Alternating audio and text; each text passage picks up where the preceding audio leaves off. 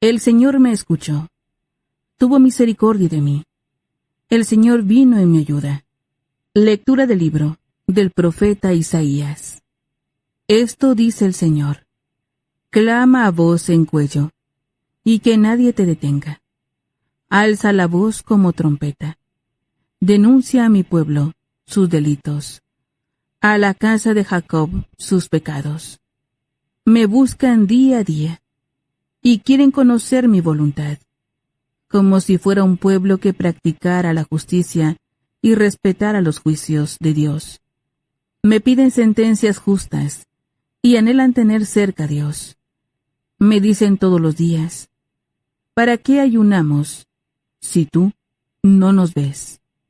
¿Para qué nos sacrificamos si no te das por enterado? Es que el día en que ustedes ayunan, encuentran la forma de hacer negocio y oprimen a sus trabajadores. Es que ayunan, sí, para luego reñir y disputar, para dar puñetazos sin piedad.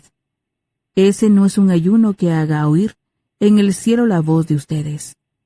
¿Acaso es este el ayuno que me agrada?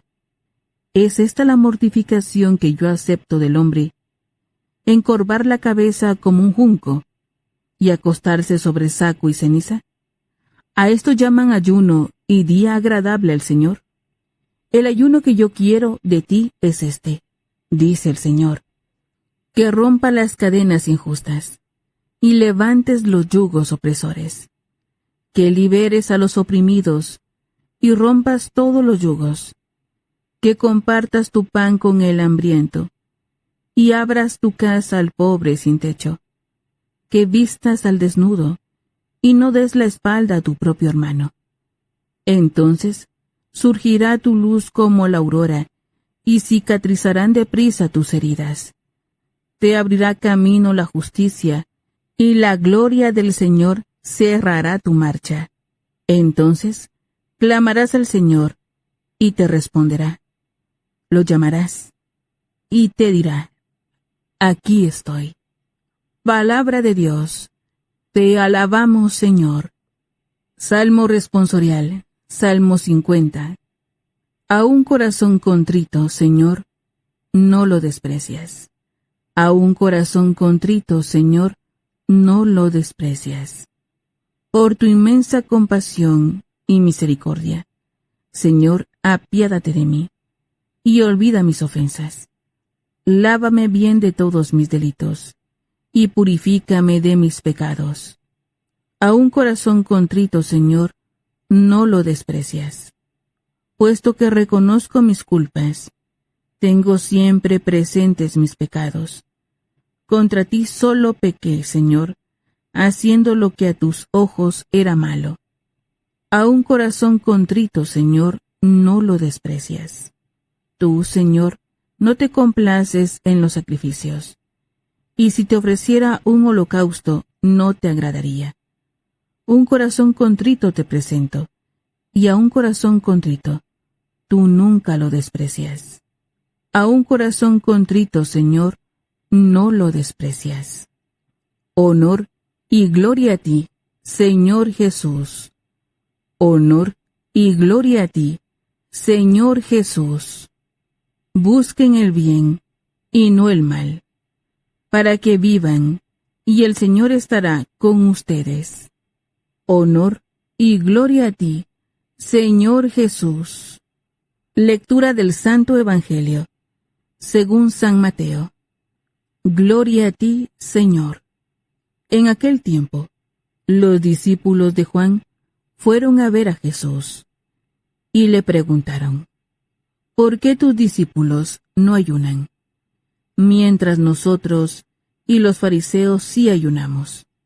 Jesús les respondió: ¿cómo pueden llevar luto los amigos del esposo, mientras él está con ellos? Pero ya vendrán días en que les quitarán al esposo, y entonces sí ayunarán. Palabra del Señor. Gloria a ti, Señor Jesús. Vamos aprendiendo cada mañana a dialogar con Jesús. a vivir de la palabra que sale de la boca de Dios.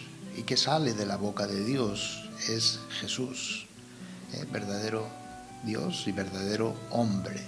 En Él tenemos nosotros la imagen perfecta, la imagen de Dios mismo, del Dios invisible, que se ha hecho visible. Y se ha hecho visible en su humanidad.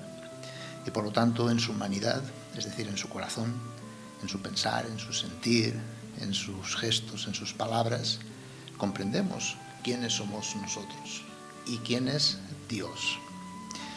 Tiempo de Cuaresma, tiempo de aprender a vivir de la palabra y del pan de la vida eterna. Vamos aprendiendo también a ir examinando pues nuestra vida, pecados contra la esperanza, pecados pues por habernos desviado del camino, o pecados de haber dejado de escuchar la palabra de Dios, ¿sí? y habernos alimentado de lo que nos sacia. Ayunemos de la falsedad, de la mundanidad, de nuestro egoísmo. Seguimos escuchando este viernes, después del miércoles de ceniza, el capítulo 9 de Mateo, versículos del 14 al 15. En aquel tiempo se acercaron los discípulos de Juan a Jesús preguntándole: ¿por qué nosotros y los fariseos ayunamos a menudo y en cambio tus discípulos no ayunan? Jesús les dijo: ¿es que pueden guardar luto los invitados a una boda mientras el novio está con ellos? Llegará un día en que se lleven al novio y entonces ayunarán. Concédenos, Señor, tu gracia durante estos días de penitencia cuaresmal, para que a nuestras prácticas externas corresponda una verdadera renovación del espíritu. Pensemos esto. Pocas cosas propone la Iglesia católica para sentirnos con una identidad propia. 5 mandamientos, concretamente.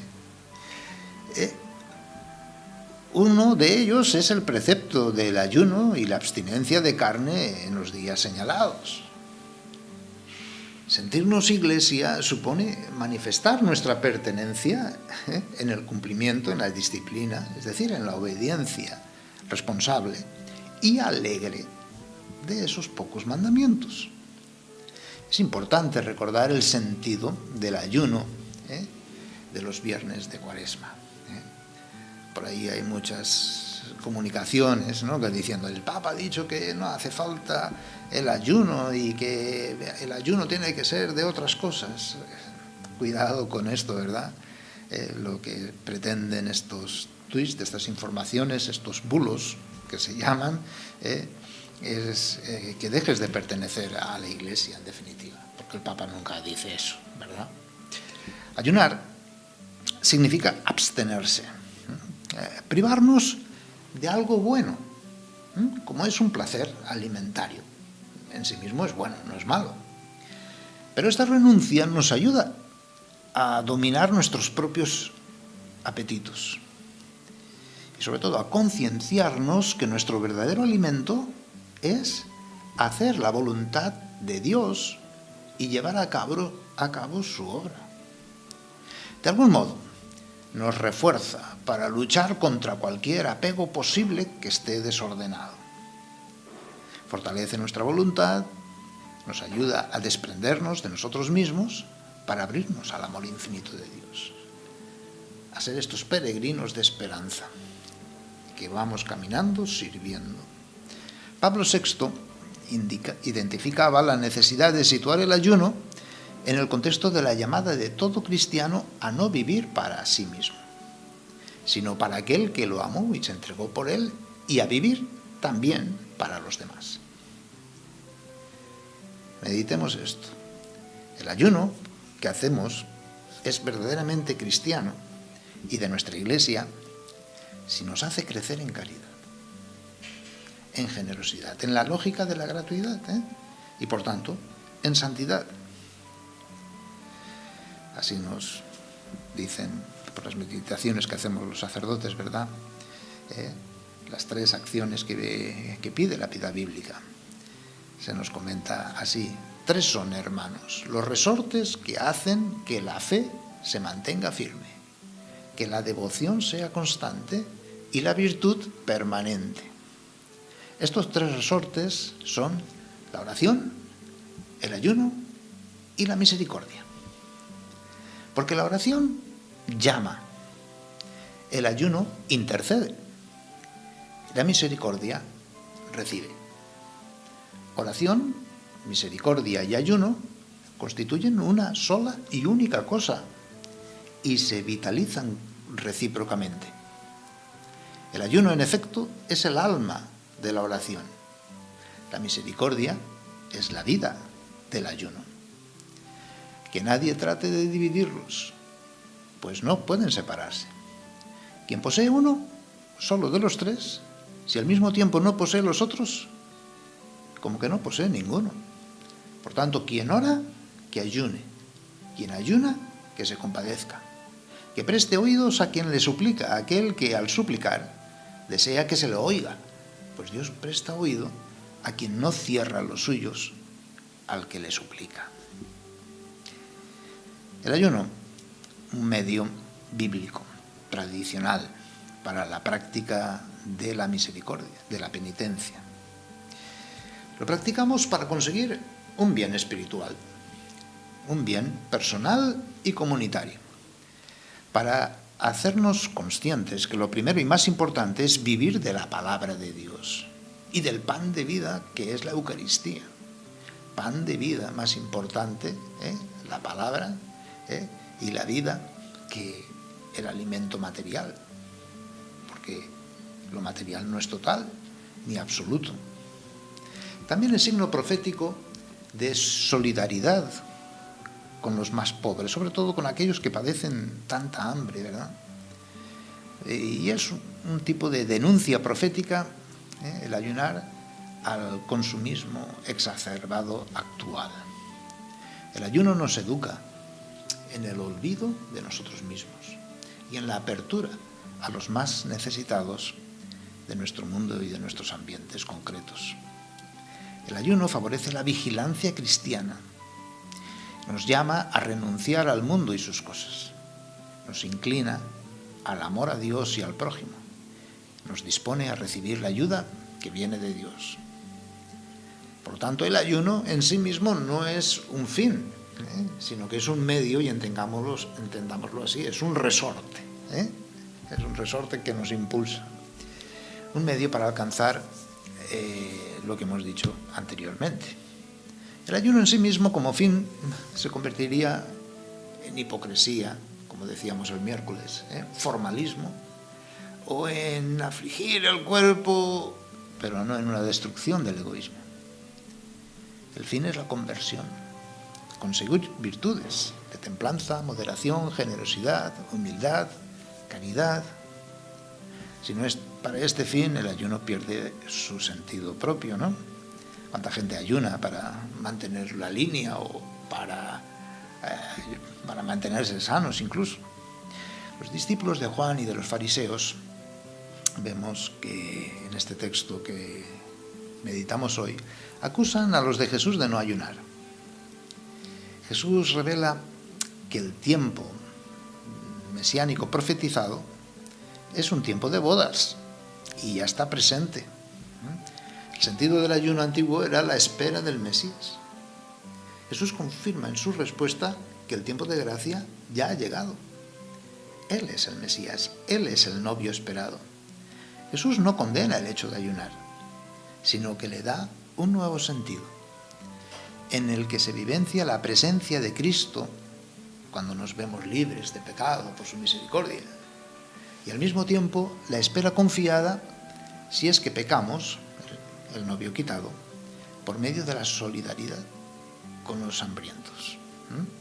Es decir, cuando tenemos amor, tal, gocémonos, pero cuando haya pecado en nosotros, que muchas veces nos sentimos esclavos, entonces ayunemos para volver a Él.